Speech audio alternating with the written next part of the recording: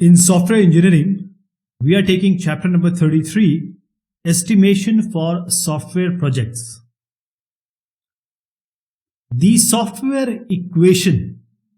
Now this software equation, if you see here, there are various variables. So this is a multivariable, a dynamic model. And what it is assuming? It is assuming a specific distribution of effort over the life of the software development project. And from where it has come? The software equation. This has been derived from productivity data collected for over 4,000 contemporary projects. Okay, from there it is derived. The equation is like this. E is effort. It will be in person month and person years. LOC is line of code. Please understand, it is not KLOC. Most of the expressions we have seen earlier are in KLOC. B is the special skills factor. And then we have the P here. P stands for the productivity factor. We'll take the example. And this T is the project duration. This can be in months or years. Okay. Normally we take it in years. So let me tell you again, in this software equation, effort will be in person month, person years. The time, which is project duration in months or years. And this B is the special skills factor. This P is the productivity parameter. Now what this productivity parameter says, this says about what is the overall process maturity, say CMMI, which level you are, and the management practices in your organization, the extent to which good software engineering practices are employed, are used, what is the level of programming languages you are employing, and the state of the software environment, the skills and the experience of the software team, and finally the complexity of the application or the system or the software you are working upon. So this comes under P. So let us say we have already known E, B, P, T now. So this is the productivity factor, P. This, if you have a real-time embedded software, so P value for this will be 2000. Real-time, that means you want response with bounded time, and the embedded software like your micro oven or your washing machine, you have embedded software. You will take P as 2000. P is 10,000 for any telecommunication, data communication, this software and this system software like drivers. P will be 28,000 for, say, business system application. That is, a lot of things are involved here. The productivity parameter P, this is derived not only from the past experience, that is the historical data, but also the local conditions for the past development. So we'll take an example where P will be different, and this is how this P will be given. The software equation has two independent parameters. What are these? See, B and P are prescribed value. We know it. So the line of code will change for a product and the project duration. So line of code and project duration, that is the time, that is going to be your independent parameters. So let us say we have a function y equals fx. Now this x is the independent value, independent variable, and y is the dependent variable. So E is the dependent variable on the LOC and the time. So Putnam and Myers, they simplified this estimation process and with certain restriction, and they suggested equation derived from the software equation, which is this one. So what will be this one? The time, the minimum development time is defined like this: 8.14 into LOC by P to the power 0.43. P is the productivity factor. And this will be for when the minimum time is greater than 6 months. Then you use it. And what about the effort? The effort will be 180 into B is the special skills factor. This also has a specific value for specific projects in person month. When the effort is higher than 20 person month. T, as I said, you will use it here in years. Let us take an example here. You have to make a software package for a computer-aided design application, CAD application, for the mechanical components. Now you made the scope, you devised all the functions, and finally you are ready for the estimation. And let me tell you all we have done in the function point analysis, use case analysis. So we have the values. So I'm just putting the values. Say for this particular project, this is recommended value. P is 12,000. Assume it to be a scientific software. So P will be 12,000 for this particular problem or this software to be made. The line of code, as we already estimated earlier also, and we can give a number. So it will be 33,200. The B value is specific for this CAD software. There are other softwares, so there will be specific value, B value for, that is this special skill factor, because this CAD development needs a specialized skill factor from the team and the expertise they require. So we have 0.28 as B. LOC is 33,200. Now let us find out the time and the effort. So just put LOC as 33,200 here, and P you are going to put 12,000, and then you will get the time, which is the minimum development time. And the result will be like this: 8.14 into 33,200 divided by 12,000 raised to the power 0.43, and that is going to give you 12.6 calendar month. Now this is the calendar month, so you have to convert it into years. 12.6 month is equivalent to around 1.05 in years. So we are going to find out now the effort.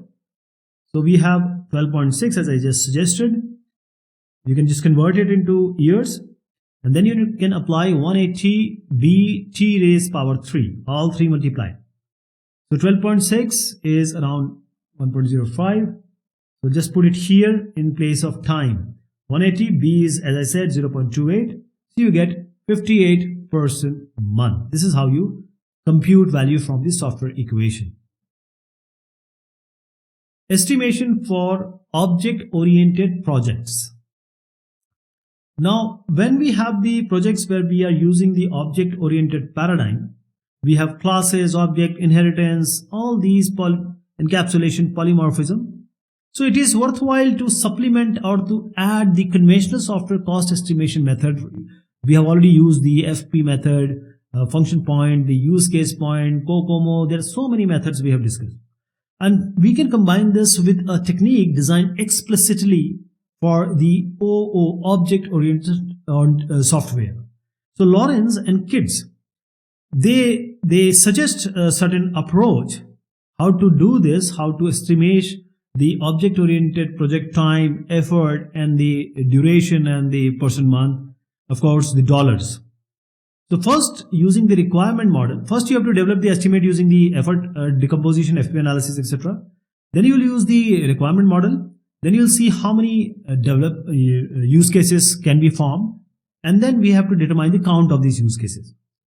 This requirement model, as we have already found out the use cases, we have to determine the number of key analysis classes.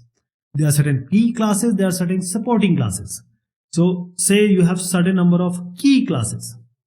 Now you have to categorize these key classes in terms of whether it is no GUI, without any graphical user interface, or whether it will be text-based user interface, whether it will have GUI, whether it will have complex GUI.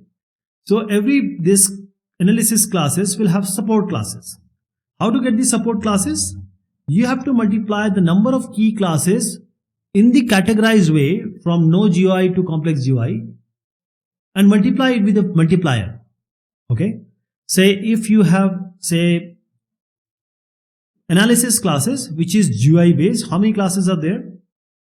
Just assume that there is a number.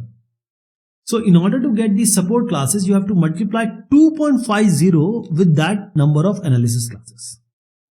So if you have 2 key classes, you have to multiply it with 2.5. Which number?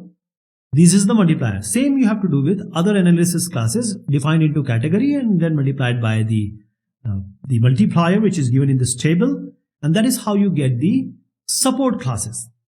So now you have the key classes, you have the support classes. Now you know all the numbers of the classes, and classes are the basic say size estimation for the estimation of the object-oriented projects. So for each of these analysis classes, you have to multiply. What I am showing right now is like this. Say n numbers of analysis classes, multiply if it is no GUI, multiply it with 2, with text-based user interface 2.25 likewise. Okay.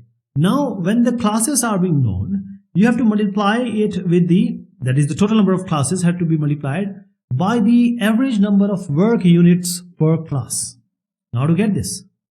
Now Lawrence and Kidd, they have already provided an idea. They say 15 to 20% days per class.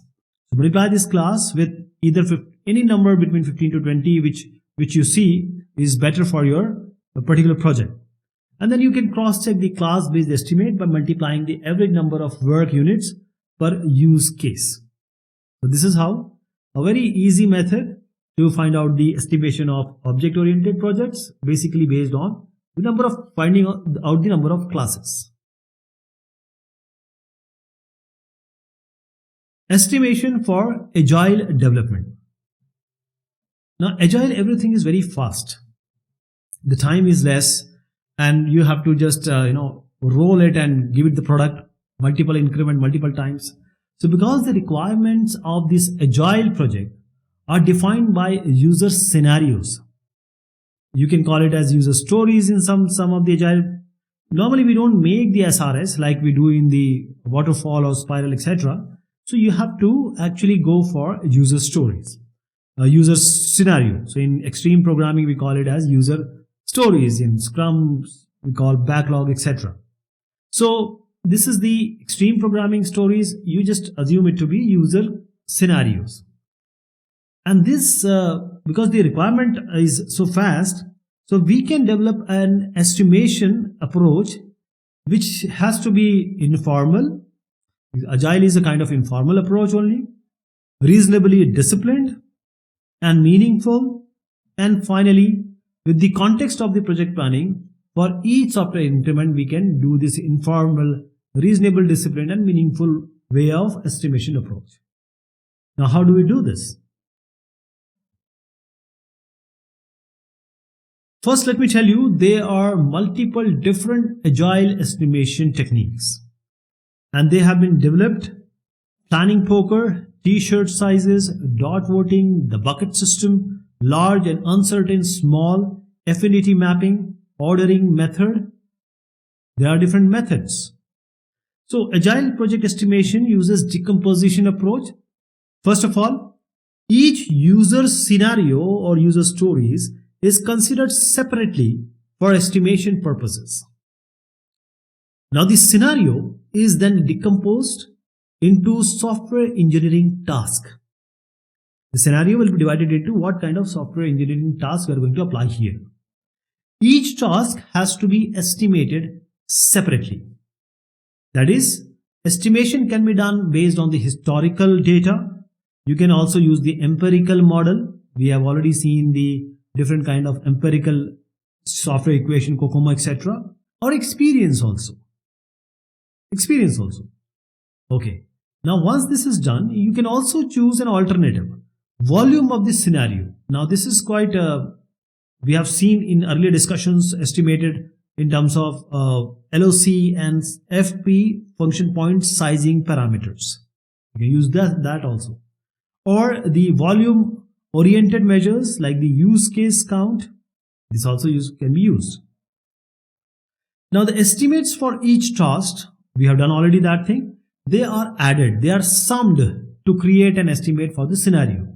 Or if you are using volume estimate for the scenario is translated into effort using the historical data. The effort estimate for all the scenarios are added in order to get the final effort estimate for the increment. So this is how estimation for agile development is done. Because the project duration is around 3 to 6 weeks, this approach serves two purposes. To be very certain that the number of scenarios to be included in the increment, that is next increment, conforms to the available resources. Along this, to establish a basis for allocating the effort as the increment is developed. Okay, so this is how we do the estimation of agile development. There are multiple methods. Estimation of web application or web app projects. Now, this web app project adopt the agile process model. So we can have a modified function point measure, line of code with agile project estimation. This can be used to develop an estimate for the web app. Now Rolson, he suggests a certain approach when adapting function points for the web app estimation. That is, when we use the function point, there are 5 input parameters. So what are the inputs here? Each input screen or form, we have already seen about function point. So I'm just giving you what are the parameters you have to use. Each input screen or form, each maintenance screen will be input. If you are using multiple tabs on your software, finance software, that is for a tab, notebook, metaphor, anywhere, each tab will be the input. Outputs are each static web page, each dynamic web page. For example, you have ASP, ISAPI, or the DHTML script. Each report, whether it is web-based or it can be administrative in nature, that will be output. What are the tables? That will be each table, a logical table in the database. Along with this, if you are using XML to store data in a file, each XML object will also serve as the table. And interfaces are logical files, for example, unique record format into out of the system boundaries. The queries, what are the queries? These queries can be each externally published or use a message oriented interface like DCOM and COM external interface. So if these inputs are known to you, you can easily use the function point for the web app projects. The make and buy decision. In various fields, even in the software application areas, it is more cost effective to acquire than to develop the software. Rather than developing, why not to buy it, acquire it, a part or full? So manager, they generally face make and buy decision when with number of acquisition option how to acquire certain things. First of all, software may be purchased. It can be even licensed off the shelf. Just go and buy. This is the first method. The way you buy from the Walmart. The full experience or partial experience software components. This may be acquired, then modified, and now it can be integrated to meet the specific special need of your particular application. Now software can be even custom built by any outside contractor to meet the purchaser's specifications. So these are the acquisition options. Now this make or buy decision is made based on certain conditions. What are these conditions? Will the delivery date of the software product be sooner than that for internally developed software? That is, if 1 year you take the software to be delivered, and if you acquire it or buy it, it's much lesser time duration. It's better. Or you give the software to someone to be made, so he will make the time will be less. Will the cost of acquisition plus the cost of customization be less than the cost of developing the software internally? So making your software will cost more, or buying it or acquiring it cost more. This is the buy and make decision which we have to make. And will the cost of the outside support, for example, the maintenance contract, be less than the cost of internal support? That is, because once you deliver the software, there is a huge work of maintenance also. That is also costing. So here you see a decision tree for a software-based system. Let us say the software system is called as X. What an organization can do. the first thing it can do, it can build this software X from zero, from scratch. Or these organization can reuse the existing partial experience components to construct this software or the system. This can be done building from the scratch or reusing the partial experience component. They're already there. We use them, put some more code and make a software. Or you can buy an available software product and then we can just change it, modify it with respect to our local needs. This is the third thing we can do. Or the organization can do one more thing. It can contract the software development to an outside vendor or a company. These are multiple options. So these are the different options. Now let us say all these numbers you have to divide, right? If you say that an organization has to build a software from the scratch and the organization has decided, the managers have decided 70% probability is that the job will be difficult. That means 30% probability that the job will be simple. And this has to be done for all the options: build, reuse, buy, contract. So when you are building, I'm just suggesting that the difficulty or the complexity factor is 70%, that is 0.70, and simple is 0.30. So the project planner now project the cost, that if you go with the difficult way, the effort will be $450K, that is $450,000. A simple development effort will be $380K. So the expected value of the cost, how do we compute it? There is this expression. Let me tell you how we will actually compute it. Okay. Now we have a X system. Now we would like to build it from the scratch. Now the organization has already known that there is 70% probability that the difficulty will be there. 30% probability it will be smooth, simple. And the cost being estimated on these two. First one is 380K, that is $380,000. I'm just saying 380K. Okay. For the difficult part, if it is known that this will be 450K. What is the expected cost for building the product from the scratch? What you have to do is you have to multiply 0.3 with the 380K, and then you have to multiply 0.70 with 450K and then add them. 0.70 into 450K and just add them, and the value you get is 429K. Now this has to be done for reuse, buy and contract. This I already did for this one. This has to be done for all these, and the lowest cost has to be the final one. So let us do the other one also. Expected cost for the projected cost for reuse, purchase and contract under a variety of circumstances. For example, you have a reuse. Here can be major changes, minor changes. In major changes, you can have simple and complex. So we have multiple branches here. So first you have to take the 0.40 into 275K. Then you have to do 0.20 into 310K and 0.80 into 490. Then you have to add them and then multiply this with 0.60 and then add with 0.40 into 275. I hope you got the idea. Okay. So it is given here also. 0.20, 0.80. Whenever we are doing, we have to multiply by 0.6. For the expected cost for buy, 0.70 into 210 and 0.30 into 400. You get 267. And for the contract, 0.60 into 350K plus 0.40 into 500, you get 410K. So one is 429, 382, 267, 410. What is the lowest one? So the organization will decide, let us buy it. So based on the probability and the projected way, the lowest expected cost is the buy option.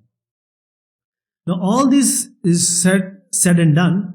The availability, the experience of the developer or the vendor or the contractor, the conformance to the requirement being formed, the local politics, and the likelihood of the change of criteria other than the cost, this also may affect the ultimate decision to build, to reuse, to buy, or to contract.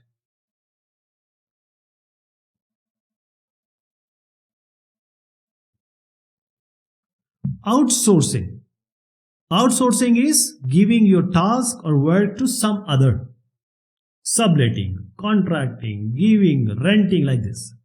So the question where all it starts, is there a way that we can get the software and systems we need at a lower price? Yes, it is possible. Rather than doing, say, for $10, can you make it with $5? Is it possible? The answer is yes. Outsourcing is the solution.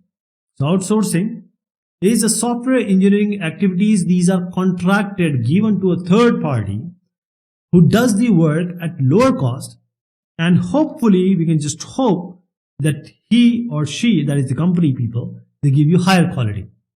And now when you give the contract, the software work conducted in your company called C1 will be merely contract management activity for the work which is done actually at C2. So you are giving a contract. Merely you are doing the contract management activity. Now the decision to outsource can be two ways. It can be strategic, it can be tactical also. So the strategic level, what does it mean? The business manager consider whether a significant portion of all software work can be contracted to others. The tactical level, the project manager determines whether part or all of the project can be best accomplished by subcontracting the software work. So these are the two level understanding has to be made. What are the benefit pros? The cost saving, you don't need to put any computer, infrastructure, you don't need to hire people, less people. The cost saving by reducing the number of software people, and the facilities, the infrastructure. The cons is company loses some control over the software that it needs. So you are giving control to somebody else. Sometimes you don't want to do that if it is very strategic kind of thing. Actually, company runs the risk of putting the fate of its competitiveness to a third party. If there is a competitor, say company 3, you are giving it to company 2, maybe anything can happen. So you need to be very sure of that. Okay, this is all about this discussion. Thank you so much. Take care of yourself.